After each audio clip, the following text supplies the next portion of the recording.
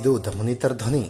ಕಲಬುರಗಿ ಜಿಲ್ಲೆಯ ಆಳಂದ ತಾಲೂಕಿನ ಆಳಂದ ಪಟ್ಟಣದ ಹೈದರಾಬಾದ್ ಕರ್ನಾಟಕ ಸಮಸ್ತ ಶಿಕ್ಷಣ ಸಂಸ್ಥೆ ಎಬಿ ಪಾಟೀಲ್ ಕಲಾ ವಿಜ್ಞಾನ ಮತ್ತು ವಾಣಿಜ್ಯ ಮಹಾವಿದ್ಯಾಲಯ ಆಳಂದ ಹಾಗೂ ಜೈನ್ ಸಾಹಿತ್ಯ ಸಾಂಸ್ಕೃತಿಕ ಅಧ್ಯಯನ ಕೇಂದ್ರದ ಕನ್ನಡ ವಿಶ್ವವಿದ್ಯಾಲಯ ಹಂಪಿ ಸಹಯೋಗದೊಂದಿಗೆ ಪ್ರಾಚೀನ ಜೈನ್ ಸಾಹಿತ್ಯ ಮಹಿಳೆ ರಾಷ್ಟ್ರಮಟ್ಟದ ವಿಚಾರಣಾ ಸಂಕಿರಣ ಕಾರ್ಯಕ್ರಮ ಆಯೋಜನೆ ಮಾಡಲಾಯಿತು.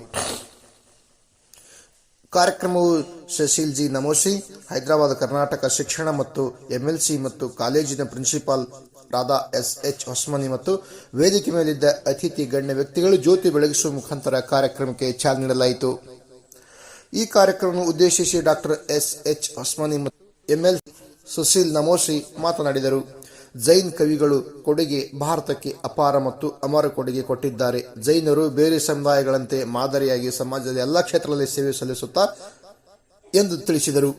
ಈ ಸಂದರ್ಭದಲ್ಲಿ ಬಸವರಾಜ್ ದೇಶಮುಖ್ ಕಾರ್ಯದರ್ಶಿಗಳು, ಬಸವರಾಜ್ ವಿದ್ಯಾವರ್ಧಕ ಸಂಘ ಸರ್ವ ಅಧ್ಯಕ್ಷರು, ಸರ್ವ ಸದಸ್ಯರು, ನಾಗಣ್ಣ ಘಂಟೆ ಸಂಚಾಲಕರು, ಸತೀಶ್ ಪಾಟೀಲ್, ಮಲ್ಲಿಕಾರ್ಜುನ್ ಜಬೇರ, ನಿರೂಪಣೆ ಬಬ್ರುವಾನ್, ವೆಂಕಟೇಶ್ ಪೂಜಾರಿ, ರಾಜಶೇಖರ್, ಎಸ್ ಕಂಬಾರ್, ರಮೇಶ್, ಡಾಕ್ಟರ್ ಟೆಕ್ಕಪ್ಪ, ಬಸವರಾಜ್ ಶೃಂಗೇರಿ, ಪ್ರಮೋದ್ ಚಿನ್ಸನ್ಸೂರ್, ಸಂಗೀತಾ, ಅಶ್ವಿನಿ, ವಾತ್ಸಲ್ಯ, ದೌಲಪ್ಪ ವಣದೆ, ಪಿಎನ್ ಶಾ, ವಕೀಲ್, ಕಾಲೇಜಿನ ಸಿಬ್ಬಂದಿಗಳು, ಅಧ್ಯಕ್ಷರು, ಸರ್ವ ಸದಸ್ಯರು, ವಿದ್ಯಾರ್ಥಿಗಳು ಈ ಸಂದರ್ಭದಲ್ಲಿ ಉಪಸ್ಥಿತರಿದ್ದರು.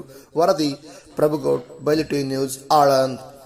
ಬಹಳ ಒಳ್ಳೆ ವ್ಯಕ್ತಿಯವರು ಈ ಸಮಾಜದಲ್ಲಿ ಇದ್ದಾರೆ ಅಂತಂದು ಕೂಡ ಆ ಮಾತನ್ನ ನಾವು ಹೇಳಬೇಕಾಗತ್ತೆ.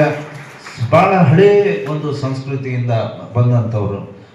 ದಕ್ಷಿಣ ಏಷ್ಯಾದಲ್ಲೇ ಸುಮಾರು 2,500ದಿಂದ 3,000 ವರ್ಷ ಹಿಂದೆ ಇವರು ಅಂದ್ರೆ ಆವಾಗಿನಿಂದ ಈ ನಮ್ಮ ದೇಶದಲ್ಲಿ ಆಗಲಿ ಅಥವಾ ಬೇರೆ ಬೇರೆ ದೇಶದಲ್ಲಿ ಇವರು ಇದ್ದಾರೆ ಅಥವಾ ಇವರ ಒಂದು ಅಸ್ತಿತ್ವ ಕಂಡು ಬರುತ್ತೆ ಅಂತ ನಂದು ಈ ಸಂದರ್ಭದಲ್ಲಿ ಹೇಳಬೇಕಾಗುತ್ತೆ.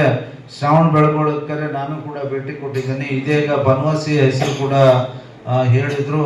ಆಗಾಗ ಹೋಗಿದ್ದಾನೆ, ಯಾಕಂದ್ರೆ ನಮ್ಮ ಮನೆಯವರು ಬನವಾಸಿ ಊರಿನಲ್ಲಿ ಏನಪ್ಪಾ ಅಂದ್ರೆ ವಿಚಾರ ಸಂಕಿರಣದಲ್ಲಿ ಭಾಗಿಯಾಗಿದ್ದಾರೆ.